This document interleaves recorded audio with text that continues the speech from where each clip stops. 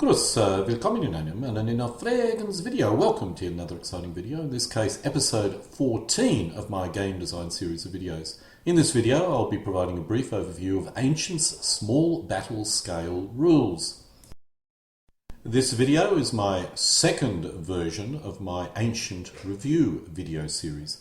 My main objective is to study game systems and how they've developed over time, but I know most viewers will be more interested in getting a list of ancient rules they can consider for use, which tends to be the main focus of this video. This video breaks up rules based on the size of an army a player could expect it to command and come home from a game in a day. The classifications I'll use is skirmish battles, rules which cover skirmish or warband size conflicts, small battles, rules which can only support small battles, about 4,000 per side, medium-sized battles, rules which can support most classical battles but not the largest, around 12,500 per side, and any historical battle, rules which support a scale which can support battles up to the size of Carnet, or if the rules support a variable scale, which can support battles of any size.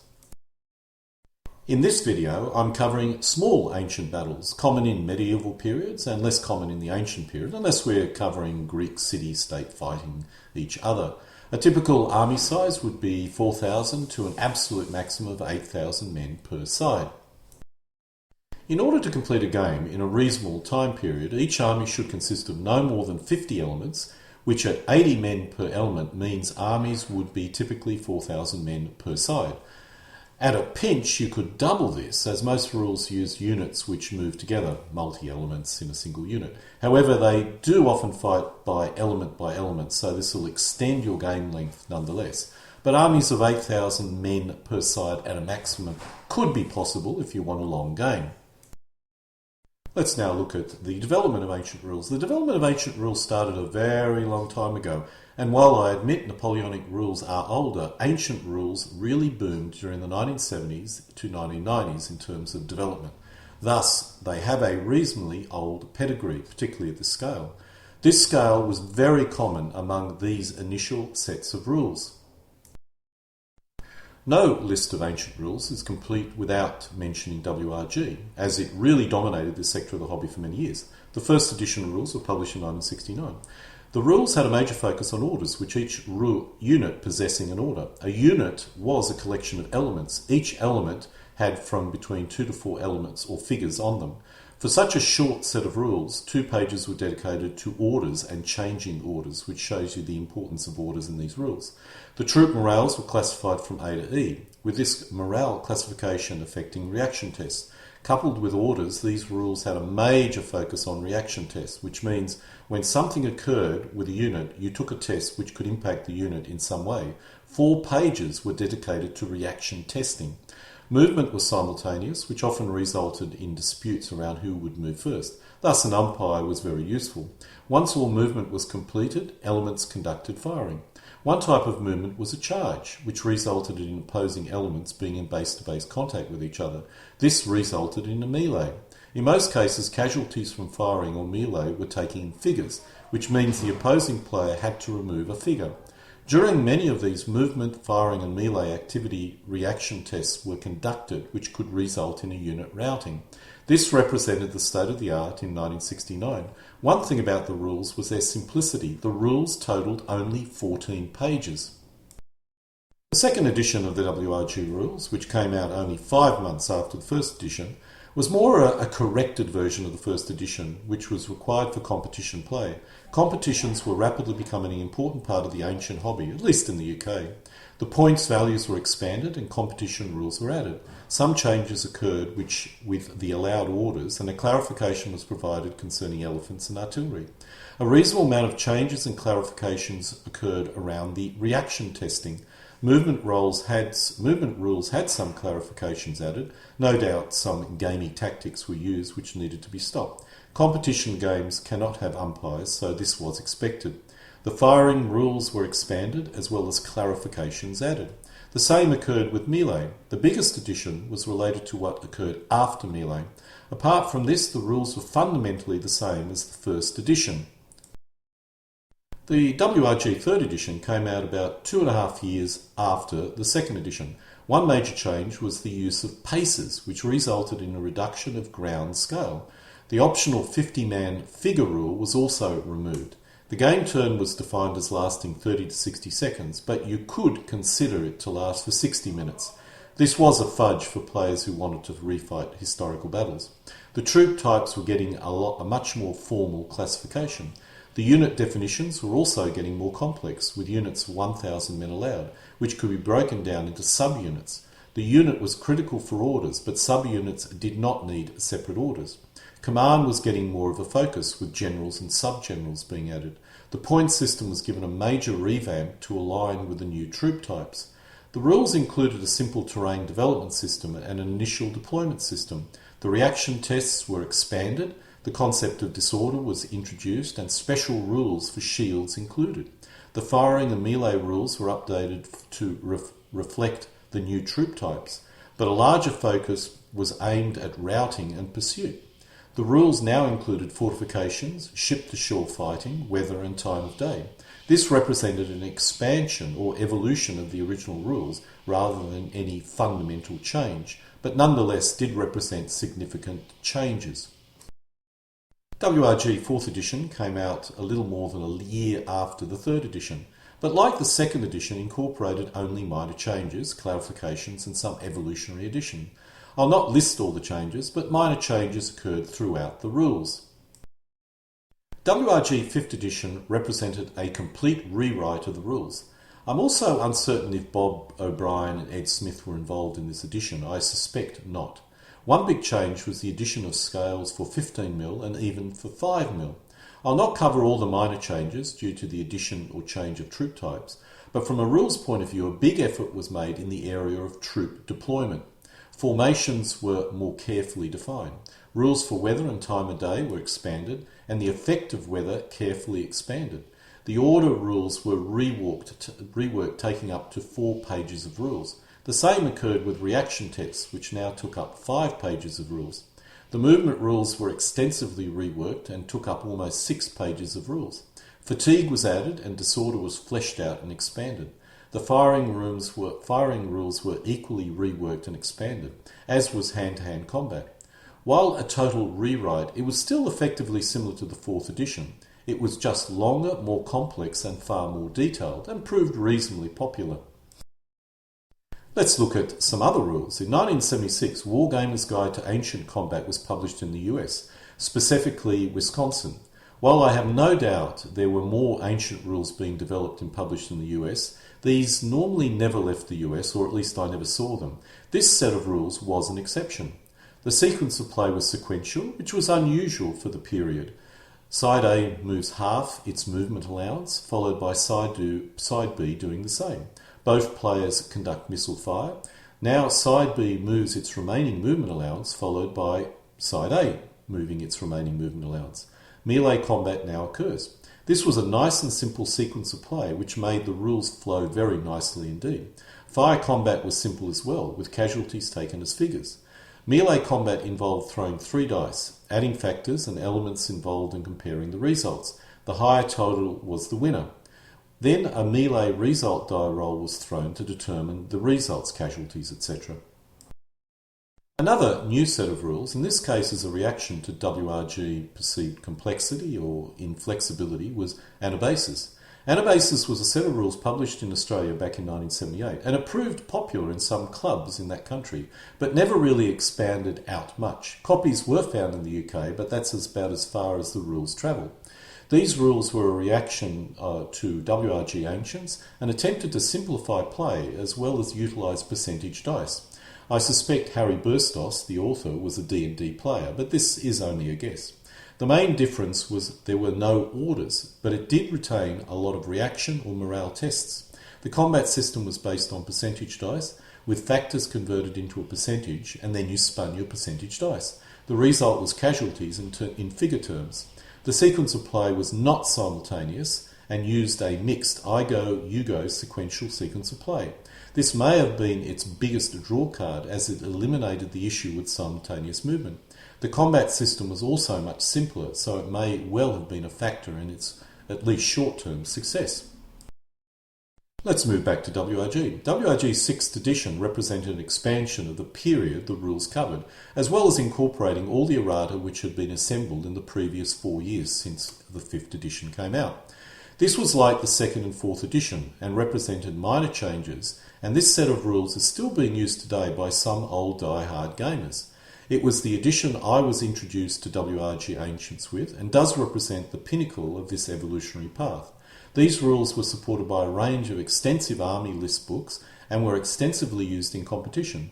I must admit I never really enjoyed using these rules, but I did appreciate all the effort which went into these rules, and they did work well as able to support ancient competition, and that was a big selling factor behind them. Newbury, another UK sort of company, was well known for creating very complex rules, and these rules were no exception. Warfare in the ancient world also covered naval combat, but while I have a copy, I never managed to learn the rules in order to give it a proper game from beginning to end. The rules used orders, a 15-stage sequence of play and reaction tests. There's nothing specifically innovative, and the rules did seem complete and well written, but I found them incredibly difficult to learn. The cheat sheet used 6-point text, which I can still read today, but no one else I know at my age can read anymore. I consider these rules probably a labour of love, over-complex, too difficult to learn, and as a result they never really kicked off.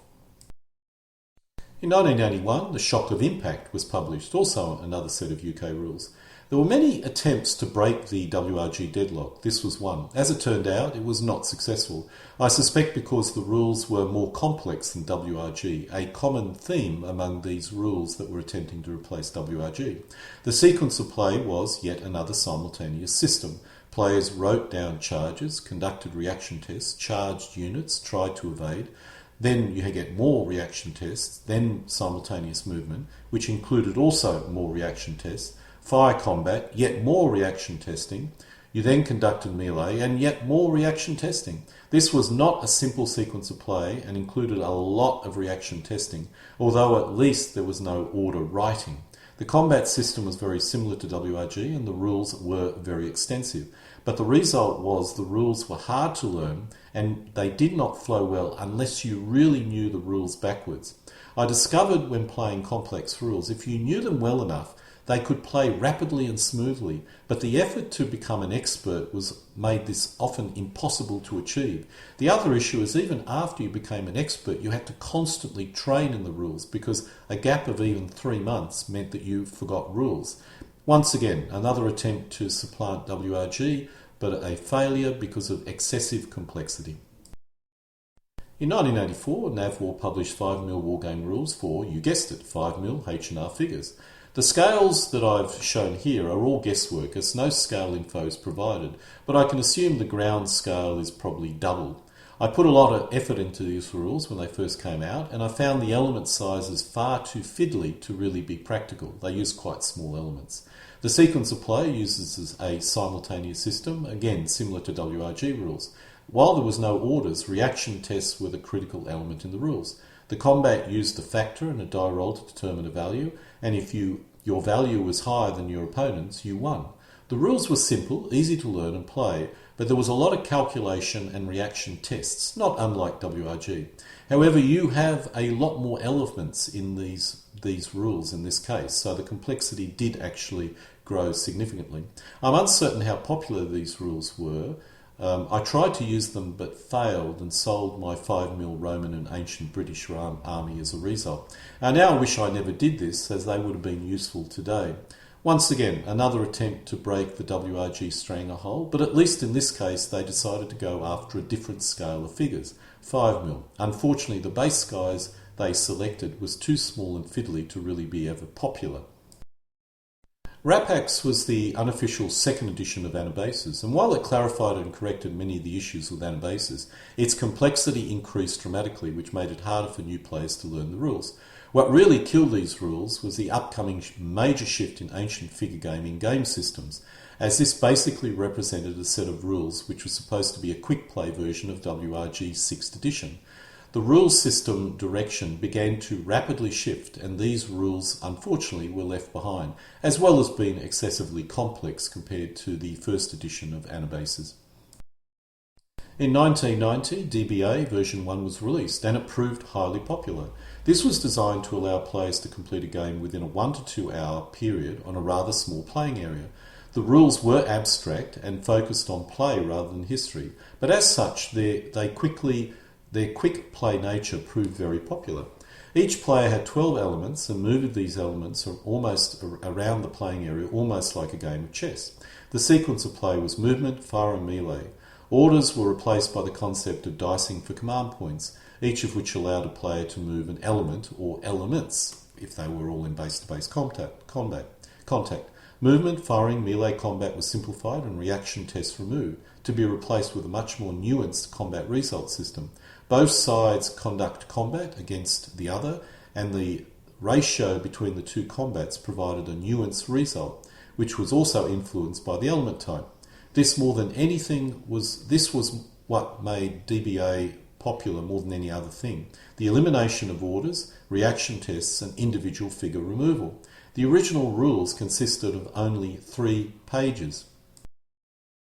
Version 2 of DBA represented an opportunity to add errata and clarifications, as well as providing army lists. Examples were also included, which proved very useful, but was fundamentally similar to version 1. Version 2.2 of DBA incorporated the version 2.1 errata and additional errata and clarifications, but was otherwise unchanged. These changes were reasonably significant, but the game system remained generally intact. In 2008, Field of Glory was published. I suspect this was done as a result of the issues which occurred when DBMM version 1 was published in 2007, and was an attempt to wrestle the mantle of ancient rules from WRG. As the WRG community was split between DBM, DBMM, and those who still liked 6th and 7th edition, it was a good try. The issue was that it failed. I'm uncertain why this occurred, but I suspect part of it was that the rules were considered as not really very much fun to play. I'm uncertain what this means, but I found the plethora of rules, army lists and supporting material rather confusing, and the rules books were not optimized as a reference for a game. It was too big and not enough info was on each page. Saying that, the full set of books, of which I own most of, is beautiful and looks lovely on my bookshelf, but I've never managed to effectively learn the rules for some reason. For some reason, I found the rules unusually hard to learn. The sequence of play is an I go, you go, composed of a charge phase, movement phase, shooting phase, melee phase, and joint action phase. The opposing player now repeats this. The combat system used a hit system when you attempted to inflict hits on your opponent, or where you attempted to inflict hits on opponents. Once all the hits were taken, you take outcome tests. The hits from opposing players were compared to determine who had lost the combat. Rereading the rules has made me realise how the rules fail in simply explaining, let's say, the combat system. The rules are incredibly complete, but everything requires knowledge of many other rules within the book in order to understand the rules you are reading. There was a lot of examples, which was essential, but they made the rule book increasingly long and large. There were more than 100 pages of actual rules. In 2014, DBA version 3 was published, and while the game system remained basically the same, there were a number of changes and enhancements in terms of troop types. I actually suspect DBMM 2 and 2.1 and DBA 3 were all part of an attempt to clean up the troop types and revamp all the army lists. Some of the specific changes are the new lining up in combat rules makes it harder to avoid combat by geometric ploys. Spear versus blade is less of a foregone conclusion. Knight actually has some reason to attack bow and pike, making medieval battles more historical. Elephants push into element formations rather than evaporating what's in front of them. Camels no longer slaughter cavalry and light horse. Generally, players feel DBA 3 was an improvement over DBA 2 and has superior game flow, even if it's somewhat more complex. One really good thing about the rules is the army lists that are incorporated into the rules. They're extensive and they're extremely good. The ancient rules game system development has mirrored somewhat that of Napoleonics. The rules started by being very simple, with a major focus on orders and reaction tests, and used simultaneous sequences of play. Then they increased in complexity and length until a major change occurred which attempted to make the rules more playable. This normally resulted in removing orders, reaction tests, and moved to a sequential sequence of play. The other complexity initially remained the same, but then with DBA a revolution occurred. DBA took out all the complexity and focused purely on playability and proved highly successful. Without going to all the details of actual game system, the basic trend is easy to see. Players want a quick play set of rules which allows them to complete a game within a 4-hour period, if not less. Longer games could be catered for by increasing the number of elements. To create a quick play set of rules, it was critical to have a game system which flowed seamlessly, which DBA, for example, achieved. FOG probably failed because it retained too many of the other game systems which broke this seamless game flow. I'm uncertain of this, but this is the one possible reason for its decline. ADLG succeeded by retaining this flow, which allowed for larger and more historical conflicts with DBA that DBA allowed. AGLG is covered in the next video, but that's just an example of how you can actually retain the flow while increasing flavour of the rules. If we drill down into some of the specific game system change, there was a move from simultaneous movement to sequential movement. Simultaneous movement introduces a host of issues which slow down gameplay. Sequential movement allows for quicker movement progress. The other major factor was the elimination of orders. Orders can work when the orders are simple and the recording is simple. I would suggest using a card-based system would probably work. A card with an order on its face down on the playing area with the details of what the order represented on that face down card may be a system that could work. Writing down vague orders or being forced to cross-reference a loosely defined list of orders and definition kills the flow of a game. Orders have been replaced with the concept of command point or command radius, or simply ignored. The other trend was the elimination of reaction tests. Constraining movement by the use of reaction tests is understandable, but once again breaks the flow of any game and is generally bad game design. For skirmish game, it's necessary, but building in reaction testing into the combat system is a more seamless system. The use of command points or command control can replace reaction testing, which controls activity which involves no combat. So you can achieve the same thing through a simpler process or game system. The other interesting trend has been the removal or the elimination of individual figures as casualties. This is a no-brainer. Combat results which require individual figures to be removed causes far more issues than any possible advantage. Some rules don't even require whole elements to be removed, but often this requires some form of record keeping, which is also bad design. Removing elements works by far the best. Another interesting trend is the use of cards has expanded. Possibly not so much in this scale, but you'll see in my subsequent video this is certainly a trend. While this trend was restricted to only a few set of recent rules, there seems to be a move towards using cards to assist with game flow. The best use of cards is when the rules associated with the card is on the card. Thus, when you select a card, there is no need to reference a set of separate rules. One set of rules uses a set of standard cards for combat, which is a good idea. But if custom cards were bundled into the rules, each card could provide the rules associated with the combat result, thus again reducing referencing the rules books. The same could apply with orders, so a player could select an attack card with all the rules associated with that order, which could be placed face down until required to be flipped, assuming you want orders. These are many examples where cards could add both flavour to the rules as well as assist in gameplay. Another interesting trend is combat systems which bundle in reactions as part of the combat system. The more modern rule systems bundle in the full result of the combat. Most modern rules use a system where there is a combat process which results in hits, and then you compare the hits on either side to get some kind of result. Some rules bundle both processes into a single process. Early rules first calculate the losses, and then you use a reaction test to determine what effect it had on the unit or element. Sometimes casualties were also included as a third step. Requiring so many stages with separate die rolls breaks up the game flow, so needs to be avoided if you want to have a seamless game. Mad Axeman keeps excellent records concerning who is playing what in the UK, which can provide a guide to what is popular and what is not. ADLG is number 1, DBMM is number 2, and number 3 goes to MEG. I have to point out that these are competition rules, and club play or friendly games may have a different preference. Unfortunately, it is not possible to measure how many friendly games occur. Thus, as the old saying goes, if you can't measure it, you can't really manage it. And as a result, I can only provide you what competition play tends to have as their standard set of rules. This is a quote from the excellent Mad Axeman blog. The clearest trend in the period since 2015 has been ADLG's rapid rise to replace FOGAM as the most popular and widely played sets of rules in the UK ancient competition system.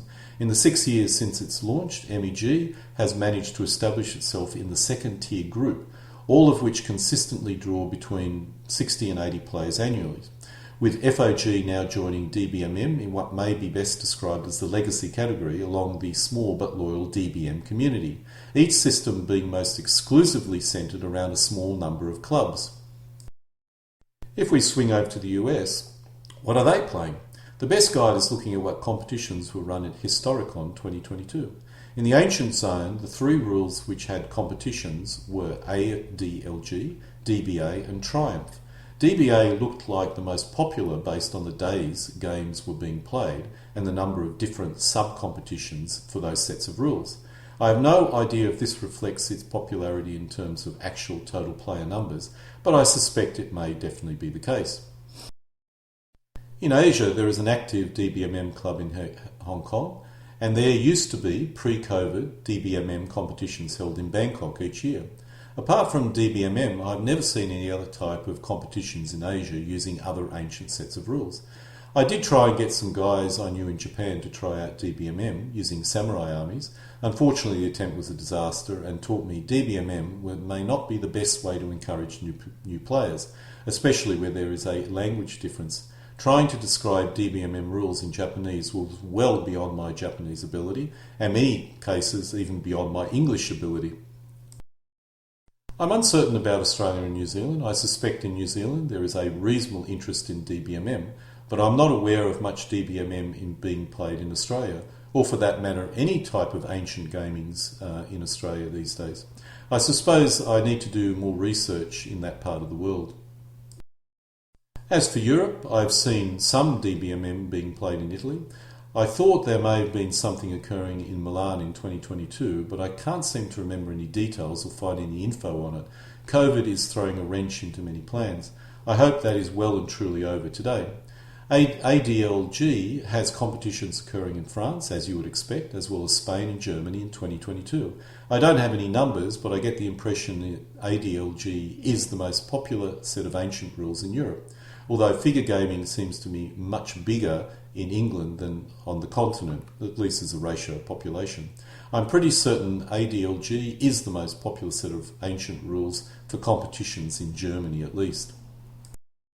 And so this concludes episode 14 of my video and game system design, which in this case provides an overview of ancient small battle figure gaming rules. Alle guten Dingen kommen zu einem Ende.